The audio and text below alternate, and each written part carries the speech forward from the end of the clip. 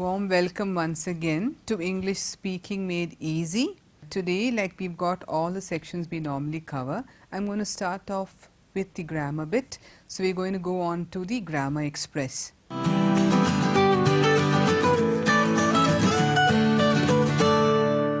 Like we did in the previous episode, today too we are going to discuss a little more of modal auxiliaries. I hope you remember what modals are. I told you they used to show time and mood. Okay, so today we are going to deal with two other modal auxiliaries. We had talked about can, could and able to last session. Now we are going to do the difference between may and might. Now exactly what's the difference between these two expressions, may and might? We realize that most people tend to interchange them. But is it okay to interchange them? Not really. If you look at it, both of these words express different shades of probability, and so you cannot kind of randomly interchange them. So what is the basic difference between may and might? So let's have a look at that now. What we do see is when you say something with may, there is a much stronger possibility, but there is a difference between how they are used. May is used to express what is possible, what is practical, what is factual and what could happen. I mean, what is practical primarily. And sometimes also what could be factual.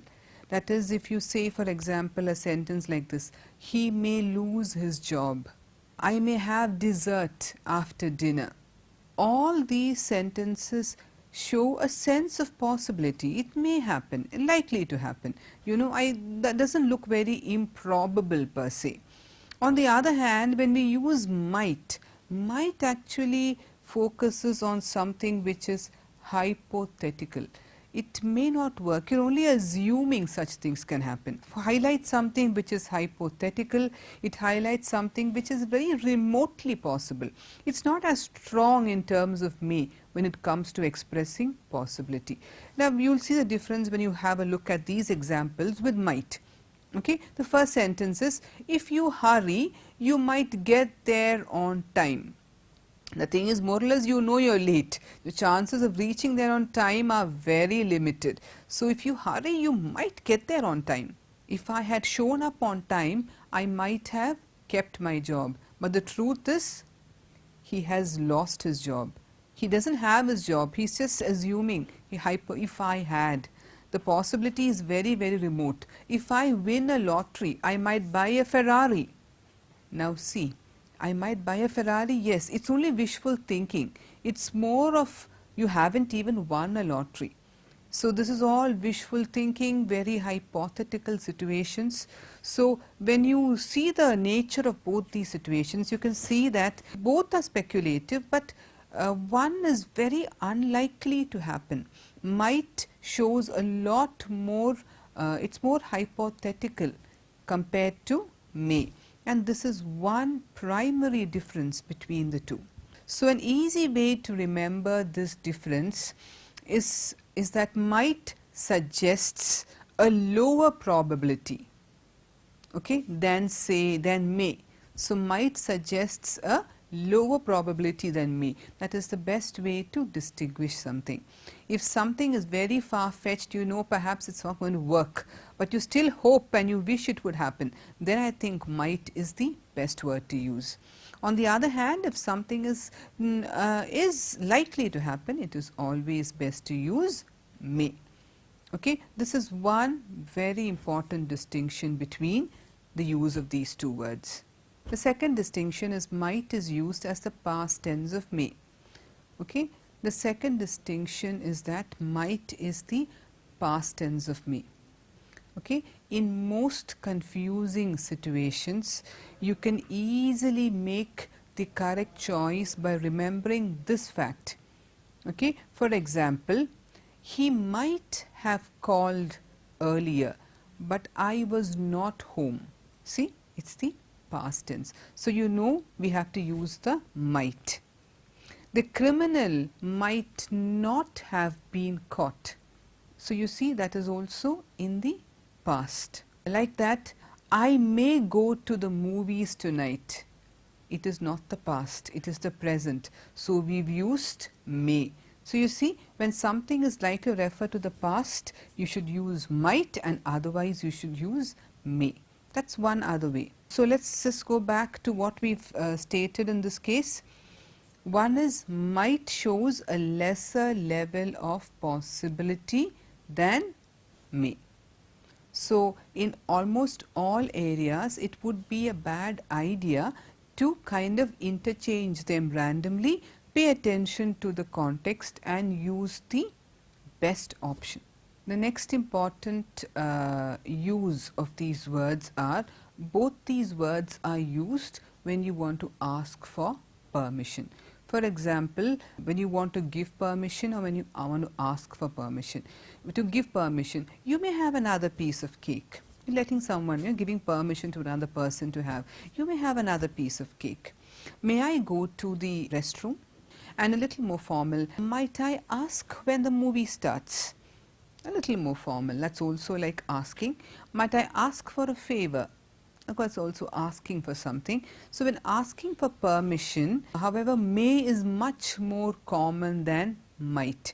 And Americans use might very, very limited, in a very limited way. So when you ask for permission, I think in many contexts, may suits the purpose more than might, but generally both are kind of used to ask for permission.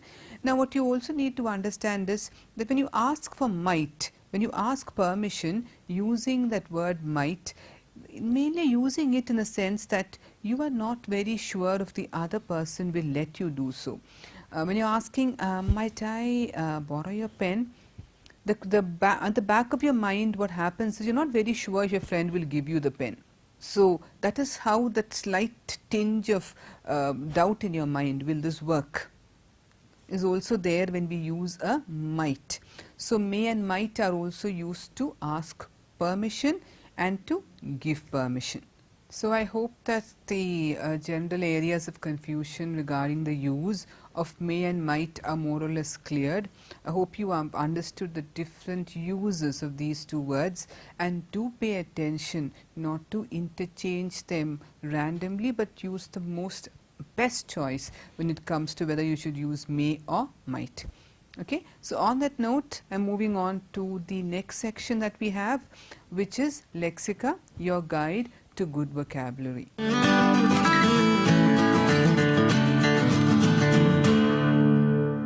In today's section, what I've chosen to do is to bring in the difference in American and British English in terms of the kind of words they use. Okay, so you notice that many words that are used in American English are very, very different from the words we see in British English.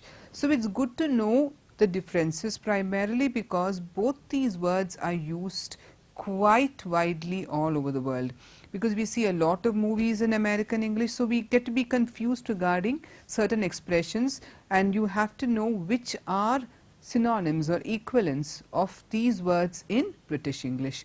In American English, we use the word counterclockwise. In British English, it means anti-clockwise. So what we say anti-clockwise, Americans use the word counterclockwise. Okay. In America, they use the word fall more commonly for the season autumn. Britishers might use the word autumn to describe that season. The Americans call it fall. So you have their fall collection when it comes to designer wear and all. This is the fall collection, which primarily means it is the autumn. Okay. Now for a lawyer, the British might say a barrister or a lawyer. The Americans refer to it as an attorney. They call their lawyers or their barristers attorneys. Now when you go to a shop, if you're buying a biscuit in Britain, that's what you would be referring to it as a cookie in America. So the British use the word biscuit, Americans use the word cookie, but they still mean the same thing. Okay, a block of flats, the British, what they refer to that is the block of flats, the place where people stay, flats. But Americans refer to it as an apartment or an apartment building. I live in a block of flats quite close to the city center. But for the Americans, it would be I live in an apartment building quite close to the city center. When if you have a car, for the British, they would refer to the front of the car as its bonnet. Okay, you have the engine and everything, it's placed in the bonnet. But for the Americans, it's not a bonnet, it is a hood. The Americans refer to it as the hood. Similarly, the back of the car. The back of the car, what the British would say, it's a boot. The Americans would call a trunk. The Americans use parking lot in places where the British might say a car park. Okay, so like this, when if you need a medicine, you would go to a chemist's shop if you were in Britain, but in America you would refer to it as a pharmacy or a drugstore. If you are eating French fries is American, crisps or fries are British. You want to see a movie, you go to a cinema to watch the movie, but in American English we use the word the movies. I'm going to the movies tonight. You don't say I'm going to watch the movie in a cinema house. You're going to the movies. Similarly, the same thing, when someone dies, the British use the word coffin for the dead, but for the Americans it is the casket. Okay, so you see a lot of these words which are very different in both American and British English. It's good to know the distinction because it helps you when you're reading literature, watching movies which are from America or from Britain. It helps you distinguish between what the styles of English and how you can, it helps to improve your understanding of what you hear. So that's just a few words regarding the distinction between American and British English. Now this same distinction, I would like to carry it forward to our next section, which is Let's Say It Right, your guide to good pronunciation.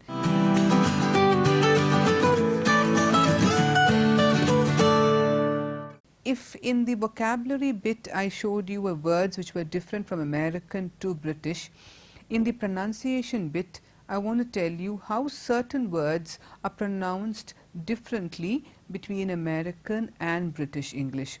There's a lot of these phonetical technicalities here. I'll try to keep it as simple as possible. The first one is that letter R.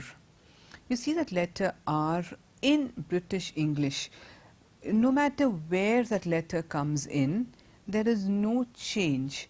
But you see, you look at these words, a word like berry, a word like drain, whether it is American or British English, the R is not pronounced differently. But in a monosyllabic word, that is a word which has only one syllable or one complete unit of sound, and when there is after a vowel, what Britishers tend to do is they tend to drop the R. Okay, and especially if it comes at the end of the word. But in American English, there is no difference, which means the R is pronounced. I think I'll make that clear for you with these examples. Look at this word. We say birth, turn, farm, or the word germ. The R is not stressed upon so much. But if you're using it in American English, the R is stressed. We say farm, the R is hardly audible there, but when it's American English, it goes farm, germ. The R is rounded a little bit. Okay, so that's one major distinction. So you need to remember the position of R in these contexts. The R becomes rounded. Okay, and that is one difference between American and British pronunciation. Another one is the letter T. The letter T is always pronounced as T. The same word, T, T, T. The sound is T in British English, irrespective of whether T comes in the beginning, in the middle, or the end of the word. There is, whether it's stressed or unstressed, the word T always has the same sound, which is T. But in American English, when it comes in the middle position of a word, okay, or if it comes between two vowels, or if it comes between R and a vowel, then the word T becomes softer. It becomes like a D. So when the British might say water, water, because the positioning of R between the T between the vowels A and E does not make a change in British English. It's water, with the T sound being T. But if you look at it in American English, they don't say water. In this context, they say water. The same thing. It's not, we say matter, they will say matter. Party. In British English, we say party. American English, party. So you say T sound slowly becomes a D sound. Part of, part of. So you see this? So that the T sounds in these contexts slowly become a D. And there are many instances when the letter T is dropped in a word, especially after words like N. You see these examples. C-E-N-T-R-E. In British English we might say center, but American English is center. The same applies. It's not interview, they must say interview, internet. Okay, so in many of these words, when T comes after the letter N, it's not stressed on, it's not even voiced at all. So it's interview, internet. So that kind of distinction also exists. And you must have been familiar because you hear this in many of the movies you see and you know how the distinction comes in. Okay, so these were some small information on how pronunciation and vocabulary are different from American to British. Now we'll go on to our final section. Let's talk.